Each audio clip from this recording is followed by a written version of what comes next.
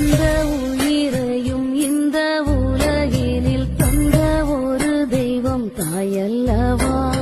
அந்தம் இல்லா ஒரு சொந்தம் என்றால் அது எந்த நிலையிலும் தாயல்லவா.